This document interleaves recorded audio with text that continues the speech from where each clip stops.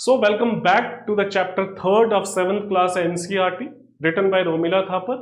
Medieval Indian history हम discuss कर रहे हैं NCERT 7th क्लास की।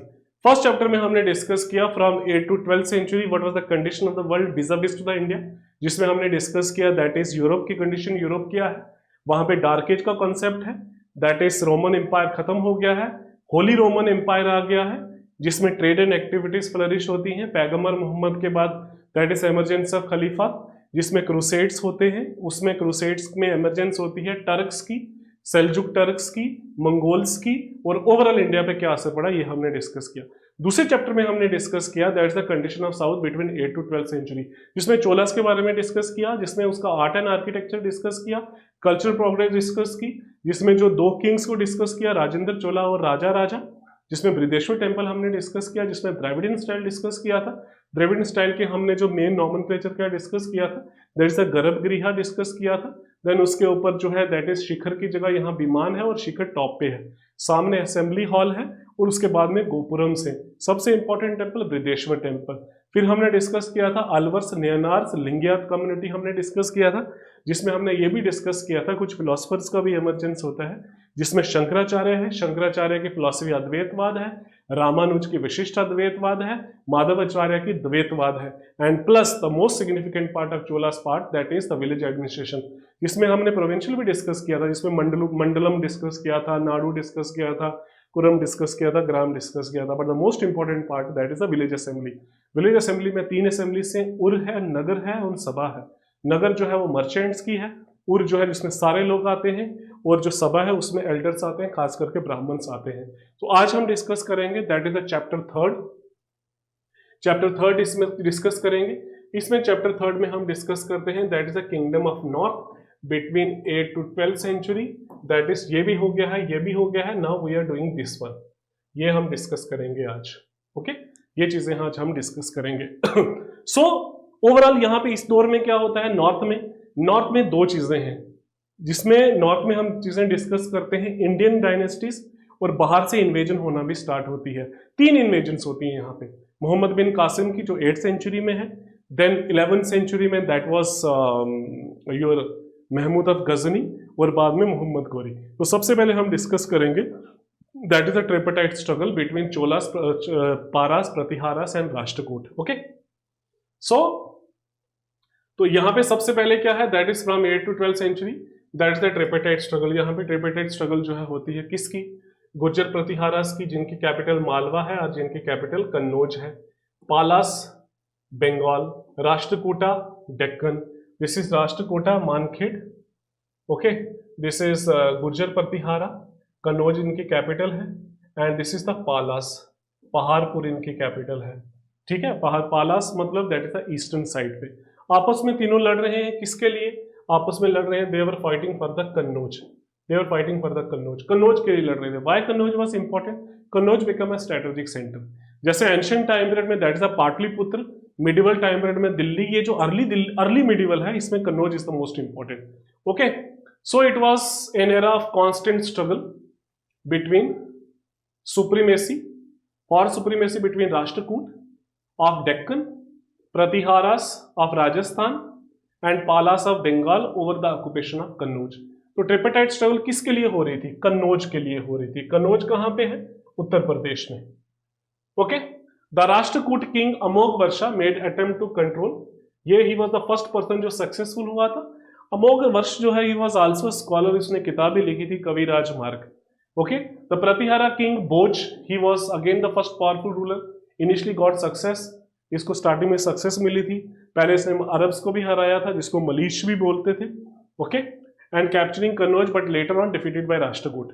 और पालास का सबसे पावरफुल रूलर कौन है, धर्मपाला। ओके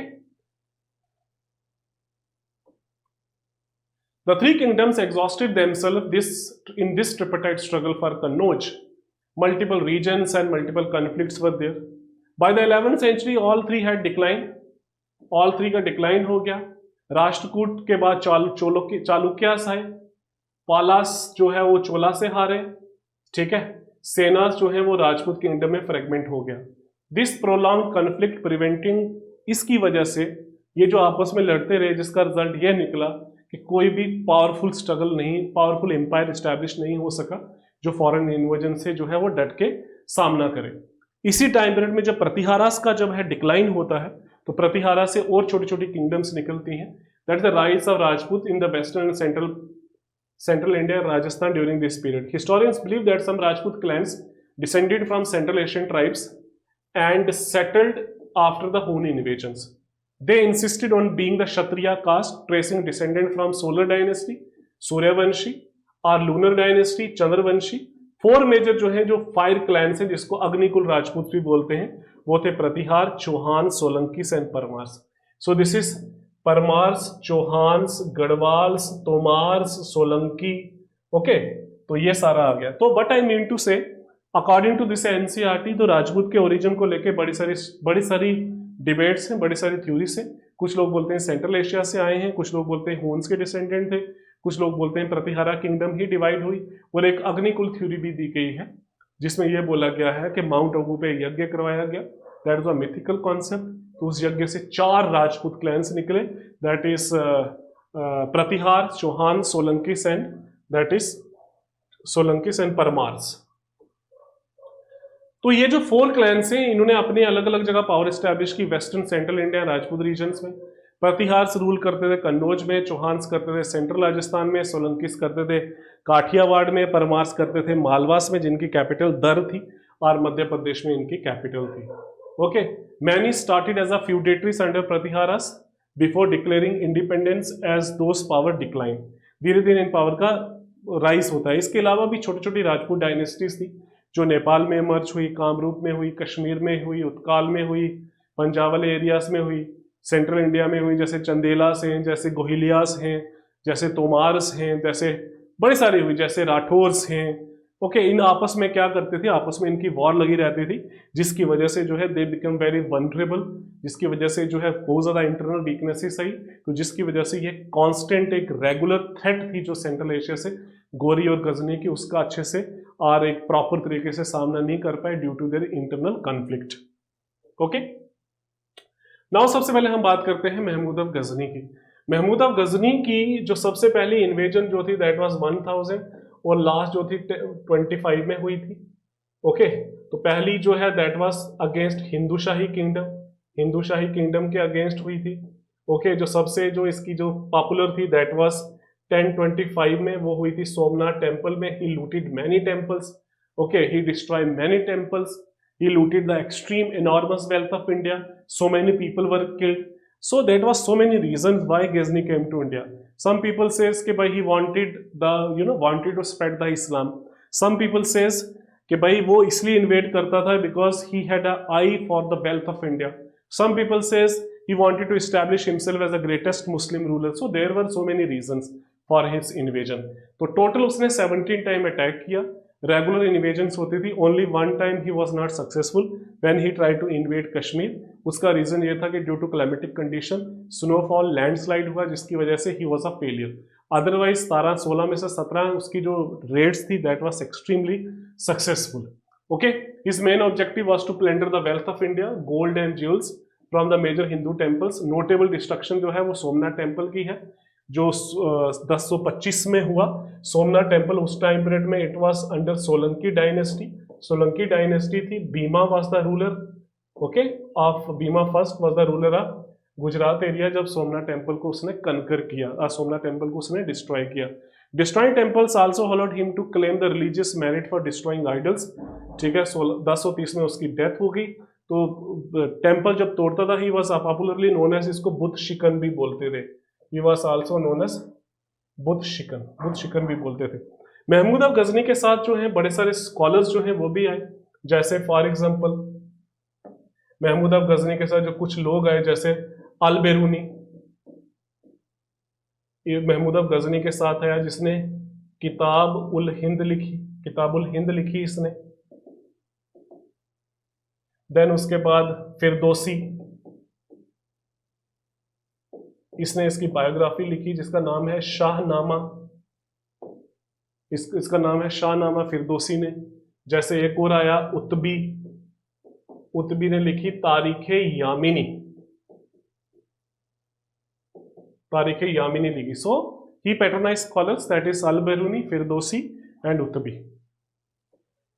Then उसके बाद मोहम्मद गौरी जो है he made Muhammad Ghori attacked into northern India towards the end of the 12th century. Unlike Mahmud's raid for plunder, Ghori aimed to conquer and annex the territory. Ghori और गजनी में अंतर ये था कि Ghori जो है he wanted to establish himself as a ruler of the northern India. Ghazni की ऐसी कोई मंशा नहीं थी. He was more interested into the wealth of the India. So इसलिए दोनों में अंतर है. Ghazni was the world conqueror. He was God gifted conqueror. He was the greatest among all the Muslims invader. तो गोरी जो है he was more hard worker. गोरी को बहुत सारी initially he was defeated by the many Indian rulers. He was defeated by that is the Raja Bhim of Gujarat. एक battle of केयाद्रा हुई थी, वहां पे डिफीट हुआ. He was defeated by even Prithviraj Chauhan in the first battle of Tarin. Okay, so Mohammad Ghori. Okay, Mohammad Ghori. Okay, so Ghori invasion was systematic and well organized, leaving governors behind to control the conquer area. His pivotal victory was against Prithviraj Chauhan in the second battle of Tarin. तो जो second battle of Tarin थी, जो first battle of Tarin है, first battle of Tarin जो है that is 1191 and second is 1192. First में Prithviraj Chauhan he got victory, second में Ghori जो है he was victorious. Okay. However, Ghori was assassinated in 1206, leaving behind the control